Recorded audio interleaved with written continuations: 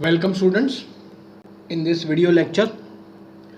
आज हम CO3 जो हमारा है कोर्स आउटकम 3 या चैप्टर 3 या यूनिट 3 इसको स्टार्ट करेंगे पढ़ना।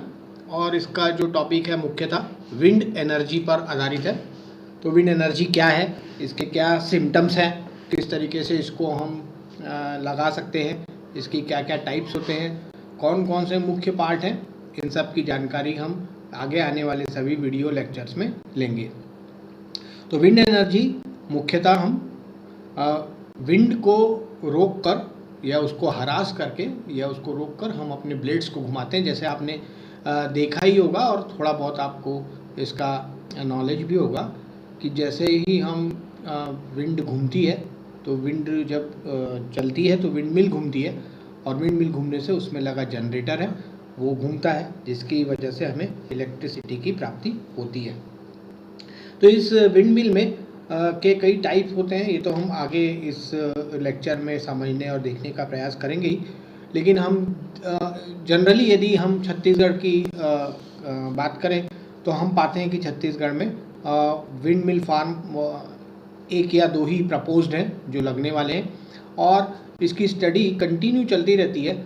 और चूँकि यह फ्रीली अवेलेबल एनर्जी सोर्स है तो इसकी वजह से हमें इसके ऊपर ज़्यादा ध्यान देना चाहिए।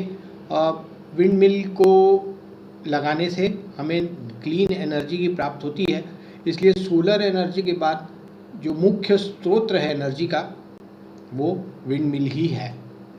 यानी कि यदि हम नॉन कन्वेंशनल एनर्जी रिसोर्सेज को सब्जेक्ट को पढ़ रहे हैं, basic non conventional energy resources को, तो उसमें जो मुख्य है वो सोलर है। और दूसरे नंबर पर यदि हम पाते हैं जो हम एनर्जी जनरेट कर सकते हैं जिसे हम क्लीन एंड ग्रीन एनर्जी बोलेंगे, तो डेफिनेटली वो विंड एनर्जी ही है। इसी वीडियो लेक्चर में चूँकि विंड और एनर्जी ये दो मुख्य हैं, तो इस वीडियो लेक्चर या इसके बाद के लेक्चर्स में हम यह भी डिस्कस करेंगे और समझने की कोशिश करेंगे कि विंड बनती कैसे है, विंड घूमती कैसे है और किस तरीके से ये ब्लेड्स घूमती हैं या विंड कैसे जनरेट होती है। इसको भी हम डिटेल में ये आगे के वीडियो लेक्चर्स में समझने का प्रयास करेंगे। तो कुछ जो मुख्य बातें हैं आइए उनको इस पीपीटी के माध्यम से समझने का प्रयास करें और इस कोर्स आउटकम 3 को पूर्णतः प्रयास करें समझने का। एट द एंड जैसे कि हम हर कोर्स आउटकम में देखते हैं कि एट लास्ट हम एक एक्सपेरिमेंट करने का प्रयास करते हैं, तो इन द सेम वे हम इसी एक्सपेरिमेंट को लिखेंगे। ऑफ कोर्स क्योंकि विंड मिल अभी अवेलेबल नहीं है लेबोरेटरी में, so we have to just study as I told you earlier कि हमें स्टडी करना है यदि एक्सपेरिमेंट अवेलेबल नहीं हो तो। So we will do a study experiment at last while completing this CO3। तो कुछ मुख्य पॉइंट्स देखते हैं कि ये विंड एनर्जी क्या है। Energy can be produce by harassing the wind power. जो हवा की शक्ति है उसको हम हरास करते हैं, हार्नेसिंग करते हैं। हार्नेसिंग करने के कारण हम एनर्जी को प्रोड्यूस करते हैं। Wind is cause by mainly 2 reason. Wind क्यों बनती है इसके 2 मुख्य कारण यहाँ पर दिए हुए हैं। पहला है heating and cooling of atmosphere which generate convection current. आप जानते हैं एक्चुअली ये दोनों पॉइंट हम आगे के वीडियो लेक्चर में डिस्कस करेंगे हाउ विंड इज़ मेड। तो अभी हम सिर्फ इन मुख्य पॉइंट्स को देखते हैं। मैं आपको कोशिश करूँगा कि विद हेल्प ऑफ डायग्राम मैं इसे आपको अच्छे से एक्सप्लेन कर सकूं। तो heating and cooling of atmosphere, यदि एटमॉस्फेयर जो है हमारा उसमें हीटिंग और कूलिंग रहेगा, कहीं की धरती के किसी कोने में यदि ठंड है और दूसरे जगह में बेहद ज़्यादा गर्मी है, तो गर्म हवाएं हमेशा ठंडे छोर की ओर बहती हैं। तो इसे एक कन्वेक्शन करंट की प्रारूप में होता है जिसे कि हम विंड कहते हैं। द रोटेशन ऑफ अर्थ, आप जानते हैं 23 डिग्री 23.5 डिग्री पर हमारी पृथ्वी झुकी हुई है, जिसके कारण जो अर्थ है the rotation of earth with respect to its atmosphere and its motion around the sun. तो ये जो रोटेशन है अर्थ का और एटमॉस्फेयर भी चेंज होता है और सूर्य की चारों ओर हमारी पृथ्वी घूमती रहती है, जो खुद एक 23.5 डिग्री के में झुकी हुई है, जिसके के कारण एटमॉस्फेरिक चेंजेस होते हैं और इसी एटमॉस्फेरिक चेंजेस के चलते भी विंड जनरेट होती है। The potential of wind energy is very large which is estimated to about 1.6 into 10⁻⁷ megawatt. यानी कि हमारी जो हार्नेसिंग क्षमता है वो हार्नेसिंग क्षमता विंड पावर की बेहद ज़्यादा है, 1.6 10⁷ मेगावाट तक हम इसे जनरेट कर सकते हैं। हालांकि हमारे देश में अभी इतना जनरेशन विंड एनर्जी की शुरुआत नहीं हुई है, इतना जनरेशन करने की पावर, लेकिन हाँ ये एस्टिमेटेड है और इसको हम आसानी से अचीव कर सकते हैं। आगे बढ़ते हैं।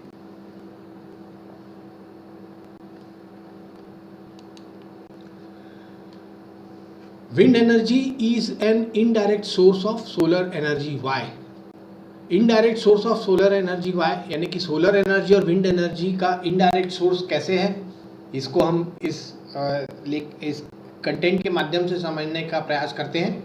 In India generally the wind speed is low. Bharat में हमारी जो विंड की स्पीड है वो बहुत कम है। Therefore attempts are being made for development of low speed low cost wind mill. अभी जो मिल है, जो हम आगे देखेंगे ही इन डिटेल, तो ये हाई स्पीड पर चलती हैं, लेकिन भारत में हमारे यहाँ जो हवा बहती है वो अक्सर कम स्पीड पर बहती है, जिसके की कारण इस तरीके की विंड मिल्स अभी डिज़ाइन हो रही हैं जो कम स्पीड पर घूमें और पावर जनरेट कर सकें। Special focus is on development of mill for water pumping which can operate at low wind speed of 8 to 36 kilometre per hour.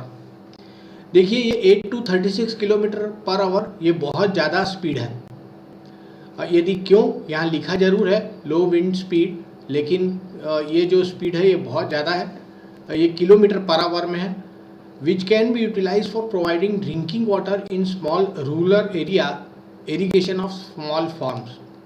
तो इसको विंड मिल लगाने से हम जो हमारे बोरवेल हैं, एग्जैक्टली यदि हम बोलेंगे तो उसमें से हम पानी निकालने के लिए विंड मिल का प्रयोग बहुतायत में कर सकते हैं। तो हमारे यहाँ ये इसी पर ज़्यादा स्पेशल फोकस रहता है कि यदि हम विंड मिल लगाएं तो वो विंड मिल बोरवेल से पानी निकाल के हमें प्रोवाइड कर सके। लेकिन विंड एनर्जी या विंड मिल जो है वो इसके लिए प्रयोग हम नहीं करते हैं, बिकॉज क्योंकि मुख्यतः ये उन्हीं जगह पर होती है जहाँ पर ये 8 to 36 किलोमीटर पर आवर की हवा बहती हो, नंबर 1। और नंबर 2, हमने लास्ट वीडियो में मैंने आपको बताया था कि किस तरीके से हम सोलर वाटर पंप से सोलर बोरवेल से हम बोरवेल का पानी बहुत आसानी से निकाल सकते हैं। और हमने और आपने भी इसको देखा ही है कि हम कई गाँव में इस तरीके के प्लांट्स लग चुके हैं। तो जो हम 8 to 36 किलोमीटर पर आवर इतनी स्पीड हवा की रहनी चाहिए ऑन एन एवरेज, तब ये विंडमिल घूमेगी। इसमें डिज़ाइन के कई एस्पेक्ट्स मौजूद हैं कि जिसमें रिसर्च करके हम इलेक्ट्रिसिटी या पावर जनरेशन प्रोड्यूस कर सकते हैं, और हम अपने घरों के जो एनर्जी है वो डिपेंडेंसी जो है हमारी सन पर, उसको हम विंड में कन्वर्ट कर सकते हैं। लेकिन ओवरऑल यदि हम देखें तो भारत में उस स्पीड जो चाहिए वो speed continuous through out the year available नहीं है। सिर्फ कुछ ही क्षेत्रों में, कुछ ही राज्यों में यह अवेलेबल है, जिससे कि हम विंड एनर्जी के माध्यम से एनर्जी जनरेट कर सकें, विंड मिल के माध्यम से विंड एनर्जी जनरेट कर सकें।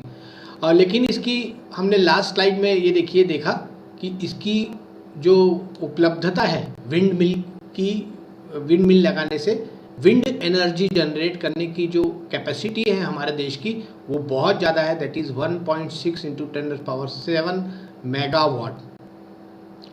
Megawatt itself 10⁶। सो ये बहुत ज़्यादा उपलब्धता है हमारे देश में। आगे बढ़ते हैं। In India high speed winds are available in coastal areas of Saurashtra, Rajasthan and some parts of central India. तो हमारे यहाँ मुख्यतः जो हाई स्पीड की जो विंड है, जो एक बड़े मिल को चलाने के लिए, विंड मिल को चलाने के लिए जो जितनी हवा चाहिए, और स्पेशली ये हवा हम अपने आसपास के एटमॉस्फेयर में देखते हैं कि कभी हवा चलती है और कभी हवा नहीं चलती है।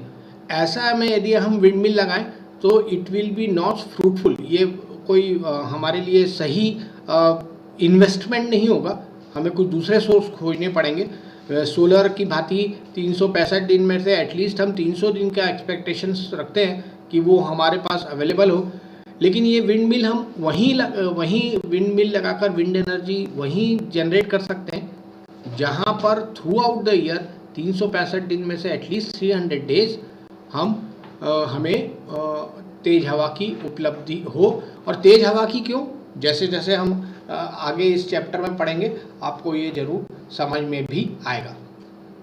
तो हमारे देश में मुख्यतः सौराष्ट्र यानी कि गुजरात और महाराष्ट्र के कुछ parts, Rajasthan and some part of central India में मुख्यतः मध्य प्रदेश के इंदौर, मालवा क्षेत्र में आपको ये विंड मिल्स मिलेंगी।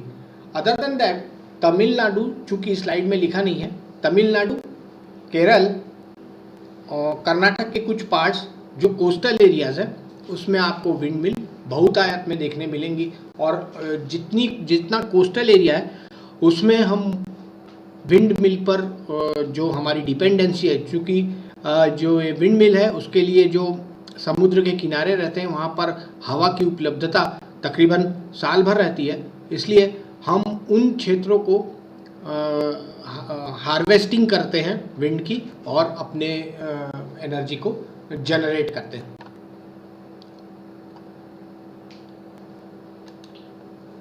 अब हम देखते हैं व्हाट इज़ विंड एनर्जी। तो विंड एनर्जी क्या है और हम किस तरीके से इसको देखते हैं, इसके कितने टाइप्स होते हैं, इनकी स्टडी करेंगे। तो in this area we can use high speed wind mills. ये क्या होता है high speed wind mill, definitely जब हम आगे बढ़ेंगे तो इसे डिटेल में समझेंगे। To generate electricity and feeding the same to grid, यानी कि हम हमारी विंड मिल को घुमाएंगे और घुमाने के बाद बिजली बनाएंगे और उस बिजली को ग्रिड में भेजेंगे।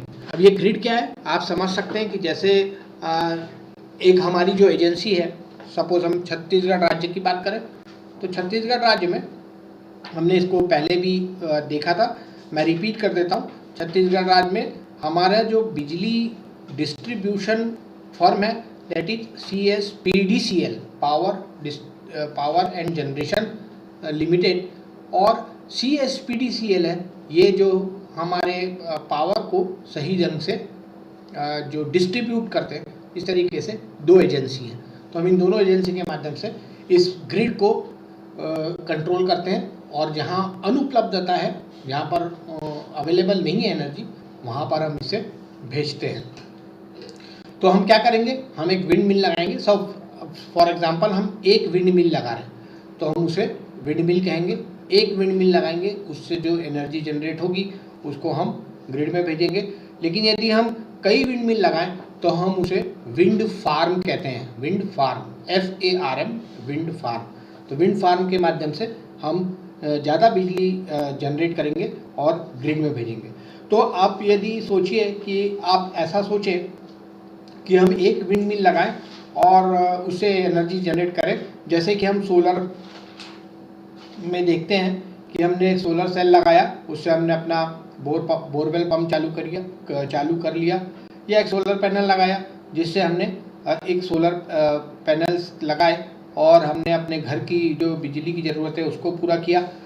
ऐसा हम विंड मिल के में नहीं कर सकते, क्योंकि उसकी अलग अलग कैपेसिटीज़ होती है विंड मिल की, और इससे हम उतनी एनर्जी जनरेट नहीं कर पाते हैं। तो कौन कौन से टाइप्स होते हैं विंड मिल के, इसको हम समझने का प्रयास करते हैं। ये बहुत इंपॉर्टेंट है और आई एम वेरी होपफुल कि आप इसे लिखेंगे अपनी कॉपी में, जिससे कि आप इसे सही तरीके से जज कर सकें। हम इनके डिटेल्स में नहीं जाएंगे, सिर्फ आपको नाम बताएंगे और वो किस इसमें आता है हम उसका अध्ययन करेंगे। तो प्रमुखतः जो विंड मिल है वो दो प्रकार की होती हैं, horizontal axis and vertical axis.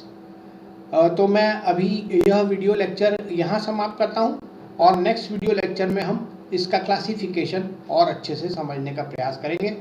Thank you students for your kind attention. Thank you very much.